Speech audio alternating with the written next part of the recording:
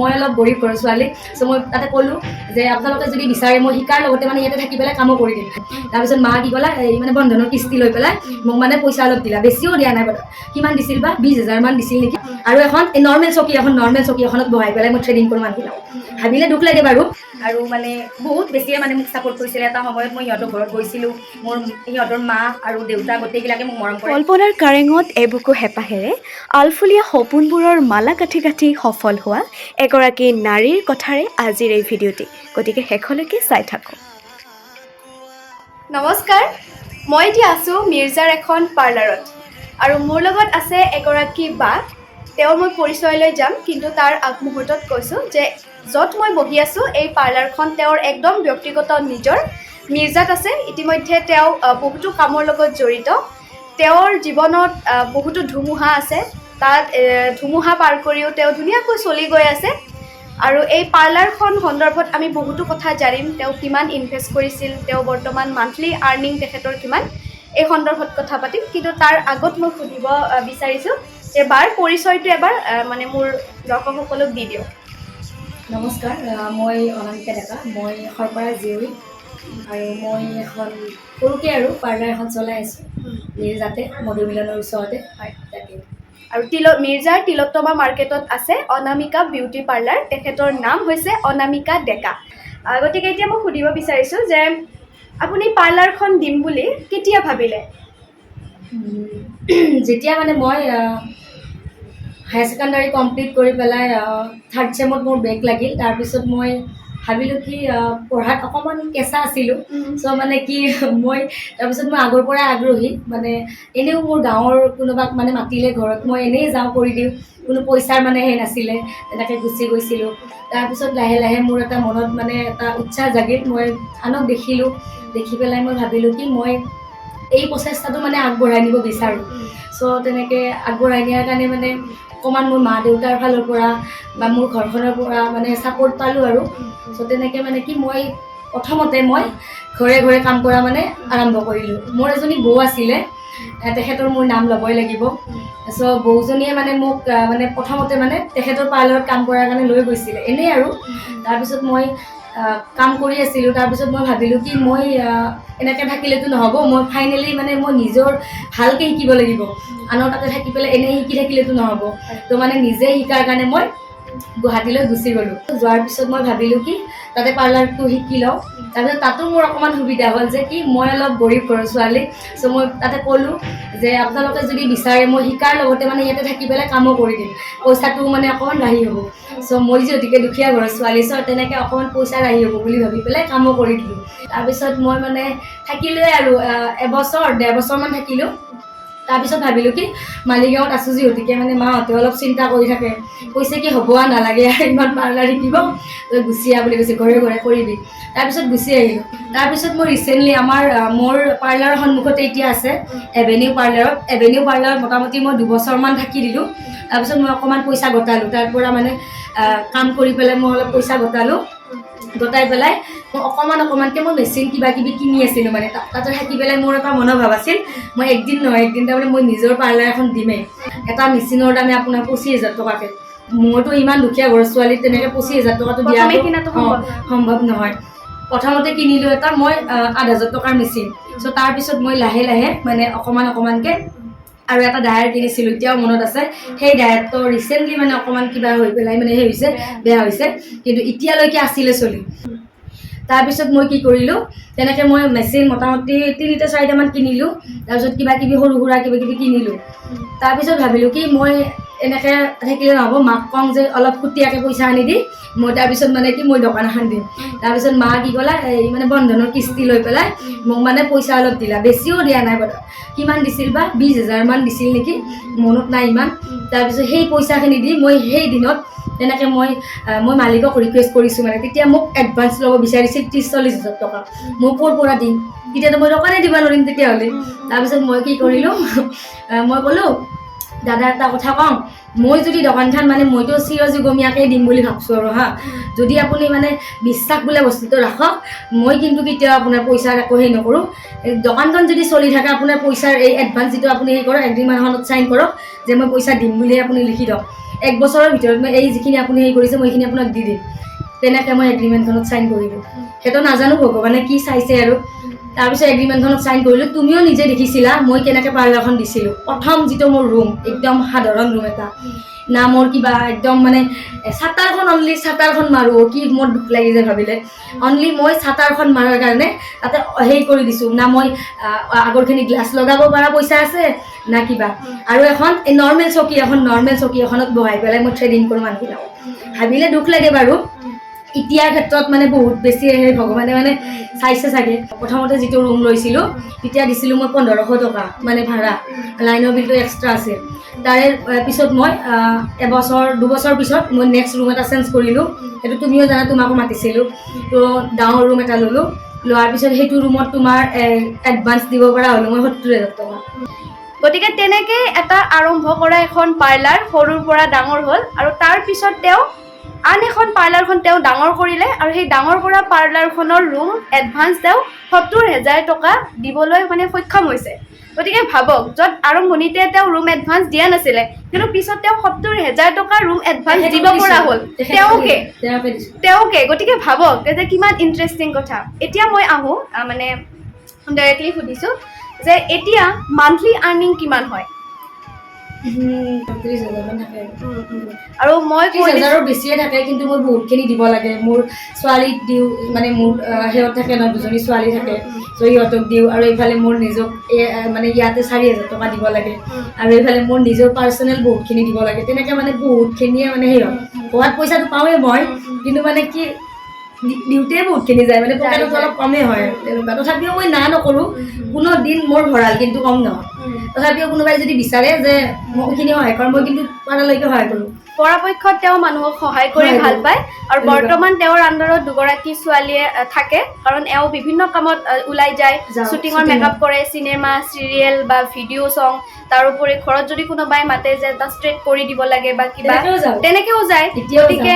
দোকানখনটো কাৰোবাক দি যাব লাগিব ন তেনেকৈ তেওঁ বিশ্বাসী ছোৱালী দুজনী ৰাখিছে এই ক্ষেত্ৰত পৰিয়ালৰ সঁহাৰি কেনেকুৱা মানে চমুকৈ যদি মানে মই সুধোঁ যথেষ্ট সঁহাৰি মোৰ মা দেউতা মোৰ ভগৱান তুল্য কাৰণ মোৰ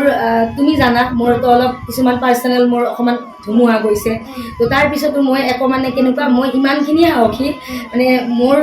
যিমানখিনি লগৰ হওক বা মোৰ নেইবাৰৰ পৰাও মানে মই বহুত কিবা কিবি মানে শুনিবলৈ পাইছিলোঁ বাট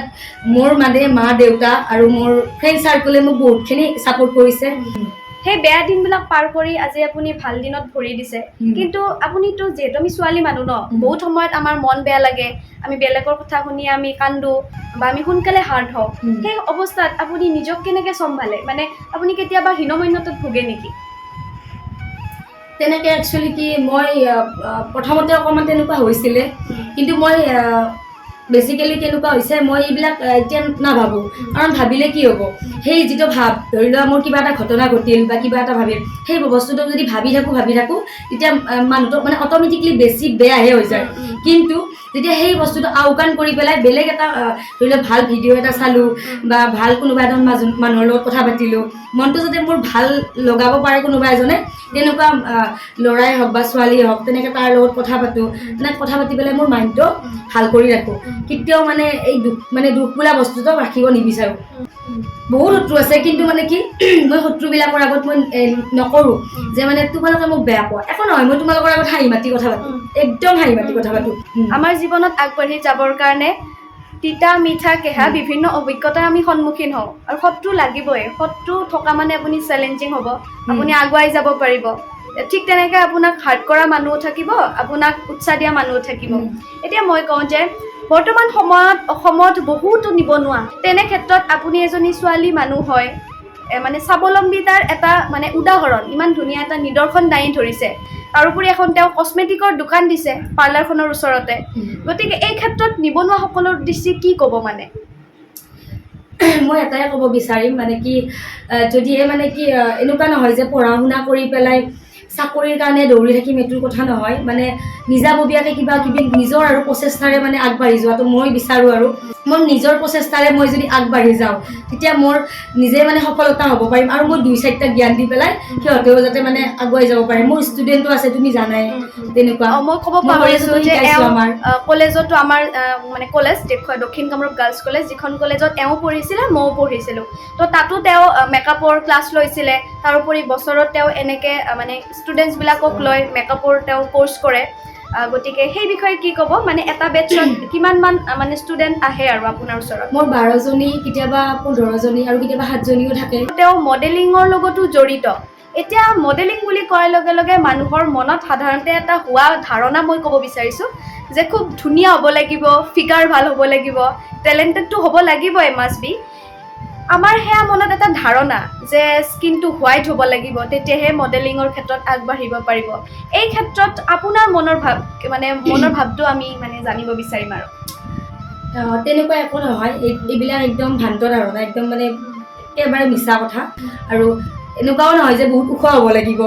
ইমান নহয়। তাৰমানে যিমানখিনি কয় আৰু যোৱাৰ পিছত এই ফিল্ডখনত যোৱাৰ পিছত গম পাওঁ। আৰু মই 3-4 বছৰ ধৰিয়ে মডেলিং কৰি আছোঁ তেনেকৈ। আৰু এই যে তুমি ক'লা যে স্কিনটোৰ কাৰণে কয় ন, সেইটো একেবাৰে মেটাৰ নকৰে। কাৰণ কি, তোমাৰ যেতিয়া তোমাৰ ষ্টেজত উঠা যায় ন, মানে সকলোকে ইমান ধুনীয়াকৈ সজাই পুৰাই তোলে। এজ এ মেকআপ আৰ্টিষ্ট ময়ো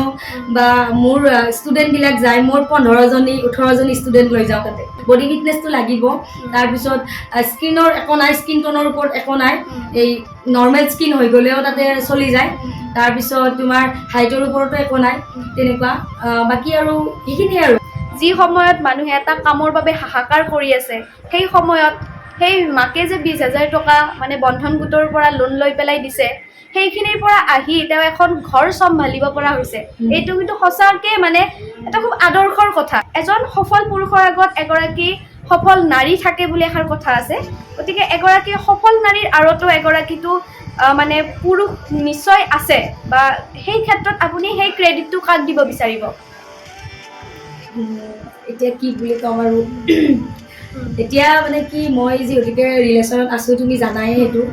তো মানে মোৰ মানে মানুহজনে আৰু মোক বহুতখিনিয়ে ছাপোৰ্ট কৰিছে। কাৰণ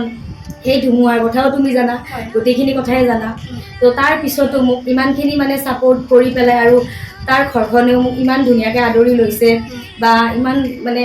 যিকোনো কামতে মই যদি যাব বিচাৰোঁ মানে বাধা কেতিয়াও নিদিয়ে, আগুৱাই যাবলৈ দিয়ে। তেনেকুৱা মোৰ মাহঁতে যেনেকৈ ছাপোৰ্ট কৰিছে, তেওঁৰ মাও বহুত মোক মৰম কৰে। আৰু তেওঁৰতো কথা ক'বই নালাগে, মোক যিমানখিনি বিশ্বাস